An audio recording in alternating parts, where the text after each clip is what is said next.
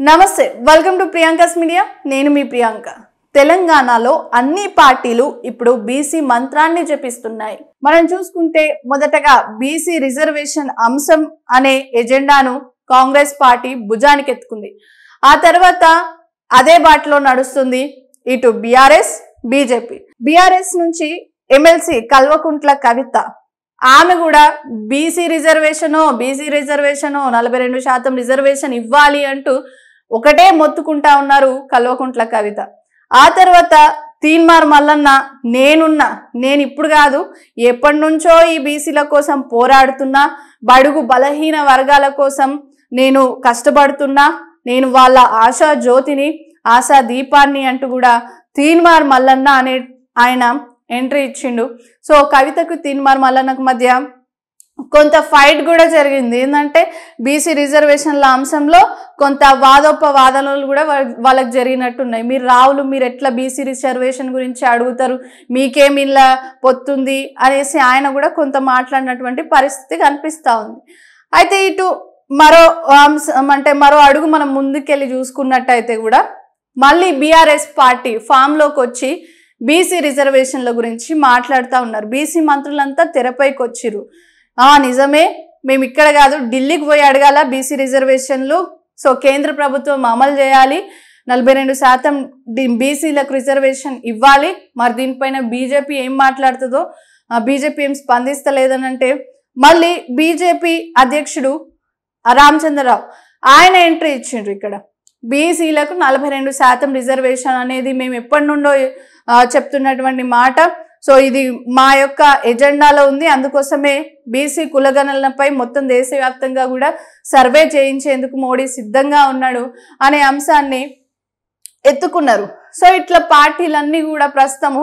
BC మంత్రాన్ని జపిస్తా ఉన్నాయి ఇప్పుడు స్థానిక సంస్థల ఎన్నికల విషయంలో కూడా కేంద్ర ప్రభుత్వం చొరవ తీసుకొని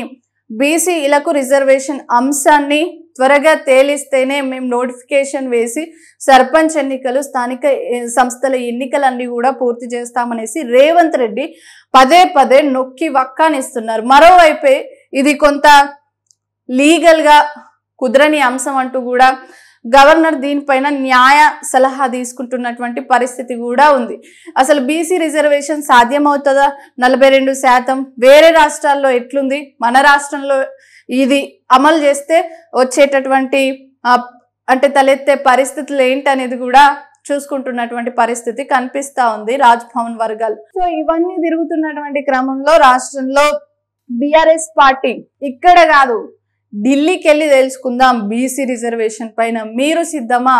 మేము సిద్ధమే అంటూ కూడా వాళ్ళు ఒక కొత్త బావుటాన్ని ఎంచుకున్నటువంటి పరిస్థితి కరీంనగర్లో ఒక సభ పెట్టి బీసీ రిజర్వేషన్ల పైన మాట్లాడే అవకాశం కనిపిస్తూ ఉంది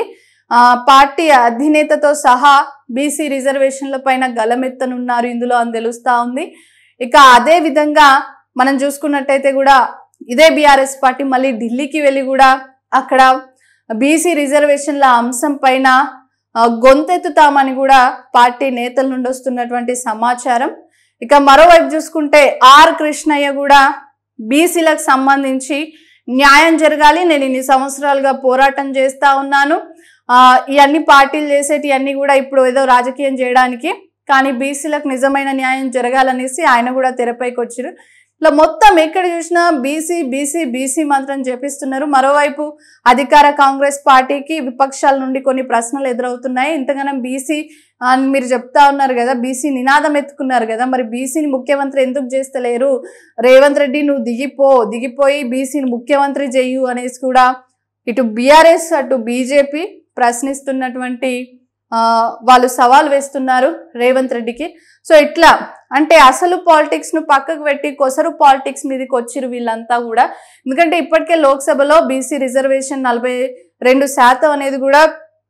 కాంగ్రెస్ పార్టీ డిమాండ్ చేస్తూ ఉంది కేంద్రంలో ఆ తర్వాత ఇటు రాష్ట్రాల్లో కూడా వాళ్ళు ఈ కాంగ్రెస్ పార్టీ డిమాండ్ చేస్తూ ఉంది సో ఆ అంశం దేశవ్యాప్తంగా దీనిపై చర్చ జరగాల్సిన అవసరం ఉంది కాకపోతే ఇప్పుడు కాంగ్రెస్ ప్రభుత్వం ఇచ్చినటువంటి హామీల విషయంలో పార్టీలు ప్రశ్నించాలి ఎందుకంటే ఎన్నికలు దగ్గర పడుతున్నాయి, స్థానిక సంస్థల ఎన్నికల తర్వాత జిహెచ్ఎంసీ కార్పొరేషన్ ఎన్నికలు రానున్నాయి కాబట్టి అవన్నీ వదిలేసి హామీలను గాలికి వదిలేసి అధికార పార్టీ కానీ ప్రతిపక్ష పార్టీ కానీ డైవర్షన్ పాలిటిక్స్ చేయడానికి గల అర్థం ఏంటంటూ తెలంగాణ ప్రజలు క్వశ్చన్ చేస్తున్నటువంటి పరిస్థితి కనిపిస్తా ఉంది. ఇచ్చినటువంటి హామీలు అలవిగాని హామీలు ఇచ్చిరు, మరి అవి ఎట్లా సాధ్యం అవుతాయి, ఎంతమందికి వచ్చినాయి, ప్రజల సమస్యలు ఏంటి అని ఏ ఒక్క నాయకుడు కూడా వెళ్ళి ప్రజల్లోకి తెలుసుకునే పరిస్థితి లేదు. కానీ ఎంతసేపు రిజర్వేషన్ అంటూ కూడా ఈ యొక్క బీసీల మెడకు ఉచ్చు బిగించే ఒక కార్యక్రమాన్ని చేస్తూ ఉన్నాయంటూ కూడా ప్రజలంతా కూడా భగ్గుమని మండిపడుతున్నారు ఈ అన్ని పార్టీల మీద. సో ఇవి ఇప్పటి వరకు ఉన్నటువంటి latest updates. Please do subscribe.